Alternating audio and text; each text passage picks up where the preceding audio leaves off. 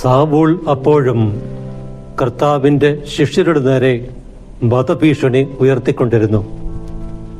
അവൻ പ്രധാന പുരോഹിതനെ സമീപിച്ച് ക്രിസ്തു മാർഗം സ്വീകരിച്ച സ്ത്രീ പുരുഷന്മാരിൽ ആരെ കണ്ടാലും അവരെ ബന്ധനസ്ഥരാക്കി ജെറുസലേമിലേക്ക് കൊണ്ടുവരാൻ ദമാസ്കസിലെ സിനഗോഗുകളിലേക്കുള്ള അധികാരപത്രങ്ങൾ ആവശ്യപ്പെട്ടു. അവൻ യാത്ര ചെയ്ത് ദമാസ്കസിനെ സമീപിച്ചപ്പോൾ പെട്ടെന്ന് ആകാശത്തിൽ നിന്ന് ഒരു മിന്നലൊളി അവന്റെ മേൽ പതിച്ചു. അവൻ നിലം പതിച്ചു.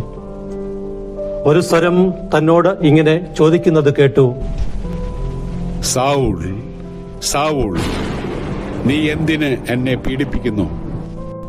അവൻ ചോദിച്ചു: കർത്താവേ, അങ്ങ് ആരാണ്? നീ പീഡിപ്പിക്കുന്ന യേശുവാണ് ഞാൻ. ഇപ്പോൾ എഴുന്നേറ്റ് നഗരത്തിലേക്ക് പോവുക. നീ എന്താണ് ചെയ്യേണ്ടതെന്ന് അവിടെ വെച്ച് നിന്നെ അറിയിക്കും. അവനോടൊപ്പം യാത്ര ചെയ്തിരുന്നവർ സ്വരം കേട്ടെങ്കിലും ആരെയും കാണായകയാൽ സ്തബ്ധരായി നിന്നുപോയി. സാവൂൾ നിലത്തുനിന്ന് എഴുന്നേറ്റു. കണ്ണുകൾ തുറന്നിരുന്നിട്ടും ഒന്നും കാണാൻ അവന് കഴിഞ്ഞില്ല. തന്മൂലം അവർ അവനെ കൈക്ക് പിടിച്ച് ദമാസ്കസിലേക്ക് കൊണ്ടുപോയി. 3 ദിവസത്തേക്ക് അവന് കാഴ്ചയില്ലായിരുന്നു. അവനൊന്നും ഭക്ഷിക്കുകയോ പാനം ചെയ്യുകയോ ചെയ്തില്ല.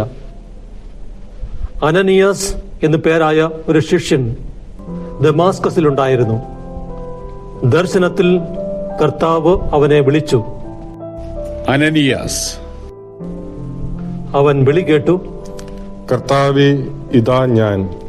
നീ എഴുന്നേറ്റ് ഋജുവീതി എന്നറിയപ്പെടുന്ന തെരുവിൽ ചെന്ന് യൂദാസിന്റെ ഭവനത്തിൽ തർസോസുകാരനായ സാവൂളിനെ അന്വേഷിക്കുക. അവൻ ഇതാ പ്രാർത്ഥിച്ചുകൊണ്ടിരിക്കുകയാണ്. അനനിയാസ് എന്നൊരുവൻ വന്ന് തനിക്ക് വീണ്ടും കാഴ്ച ലഭിക്കാൻ തന്റെ മേൽ കൈകൾ വയ്ക്കുന്നതായി അവന് ഒരു ദർശനം ഉണ്ടായിരിക്കുന്നു. അനനിയാസ് പറഞ്ഞു: കർത്താവേ, അവിടുത്തെ വിശുദ്ധർക്കെതിരായി അവൻ ജെറുസലേമിൽ എത്രമാത്രം തിന്മകൾ പ്രവർത്തിച്ചിട്ടുണ്ടെന്ന് വളരെ പേരിൽ നിന്ന് ഞാൻ കേട്ടിട്ടുണ്ട്. ഇവിടെയും അവിടുത്തെ നാമം വിളിച്ചപേക്ഷിക്കുന്ന സകലരെയും ബന്ധനസ്ഥരാക്കുന്നതിനുള്ള അധികാരം പുരോഹിത പ്രമുഖന്മാരിൽ നിന്ന് അവൻ സമ്പാദിച്ചിരിക്കുന്നു. കർത്താവ് അവനോട് പറഞ്ഞു: നീ പോവുക. വിജാതീയരുടെയും രാജാക്കന്മാരുടെയും ഇസ്രായേൽ മക്കളുടെയും മുമ്പിൽ എന്റെ നാമം വഹിക്കാൻ തിരഞ്ഞെടുക്കപ്പെട്ട പാത്രമാണ് അവൻ.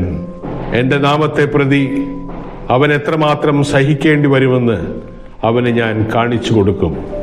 അനനിയാസ് ചെന്ന് ആ ഭവനത്തിൽ പ്രവേശിച്ച് അവന്റെ മേൽ കൈകൾ വെച്ചുകൊണ്ട് പറഞ്ഞു: സഹോദരനായ സാവൂൾ, മാർഗമധ്യേ നിനക്ക് പ്രത്യക്ഷപ്പെട്ട കർത്താവായ യേശു നിനക്ക് വീണ്ടും കാഴ്ച ലഭിക്കുന്നതിനും നീ പരിശുദ്ധാത്മാവിനാൽ നിറയുന്നതിനും വേണ്ടി എന്നെ അയച്ചിരിക്കുന്നു. ഉടൻ തന്നെ ചെതുമ്പല് പോലെ എന്തോ ഒന്ന് അവന്റെ കണ്ണുകളിൽ നിന്ന് അടർന്നു വീഴുകയും അവന് കാഴ്ച തിരിച്ചു കിട്ടുകയും ചെയ്തു. അവൻ എഴുന്നേറ്റ് ജ്ഞാനസ്നാനം സ്വീകരിച്ചു. അനന്തരം അവൻ ഭക്ഷണം കഴിച്ച് ശക്തി പ്രാപിക്കുകയും ദമാസ്കസിലെ ശിഷ്യന്മാരോടുകൂടെ കുറെ ദിവസം താമസിക്കുകയും ചെയ്തു. അധികം താമസിയാതെ യേശു ദൈവപുത്രനാണെന്ന് അവൻ സിനഗോഗുകളിൽ പ്രഘോഷിക്കാൻ തുടങ്ങി. സാവൂളിന്റെ മാനസാന്തരത്തിന്റെ പ്രസക്തി. 1. സാവൂളിന്റെ മാനസാന്തരം ദൈവകൃപയുടെയും വീണ്ടെടുപ്പിന്റെയും ശക്തിയെ എടുത്തു കാണിക്കുന്നു. ആർക്കും മാറ്റം അനുഭവിക്കാനും പുതുതായി ആരംഭിക്കാനും കഴിയും. 2. സാവൂൾ ദൈവവിളിയെ നല്ല വിശ്വാസത്തോടെ അനുസരിച്ചു. ദൈവത്തിന്റെ മാർഗനിർദ്ദേശത്തിൽ പൂർണ്ണ ഹൃദയത്തോടെ വിശ്വസിച്ചു. ദൈവത്തിൽ ആശ്രയിക്കാനും അവന്റെ മാർഗനിർദ്ദേശം പിന്തുടരാനും അത് നമ്മെ ക്ഷണിക്കുന്നു. 3. സാവൂളിന്റെ മാനസാന്തരം മധ്യസ്ഥതയുടെ ശക്തിയെ എടുത്തു കാണിക്കുന്നു. സാവൂളിനു വേണ്ടിയുള്ള അനന്യാസിന്റെ ആത്മാർത്ഥമായ പ്രാർത്ഥന സാവൂളിന്റെ മാനസാന്തരത്തിന് സഹായകമായി. 4. വ്യത്യസ്ത വിശ്വാസങ്ങളും വീക്ഷണങ്ങളും പിന്തുടരുന്നവരോടുള്ള നമ്മുടെ മനോഭാവം പരിശോധിക്കാൻ സാവൂളിന്റെ മാനസാന്തരം നമ്മെ വെല്ലുവിളിക്കുന്നു. അത് സഹിഷ്ണുതയും സ്വീകാര്യതയും പ്രോത്സാഹിപ്പിക്കുന്നു. 5. സാവൂളിന്റെ മാനസാന്തരം നമ്മുടെ സ്വന്തം അതുല്യമായ ദൈവവിളിയെ കണ്ടെത്താനും പിന്തുടരാനും നമ്മെ പ്രചോദിപ്പിക്കുന്നു. ദൈവത്തെ മഹത്വപ്പെടുത്തുന്നതിലും മറ്റുള്ളവരെ സേവിക്കുന്നതിലും നമ്മുടെ ഗുണഗണങ്ങളും കഴിവുകളും ഏറ്റവും നന്നായി ഉപയോഗപ്പെടുത്തുവാനും അത് നമ്മെ ആഹ്വാനം ചെയ്യുന്നു. നന്ദി.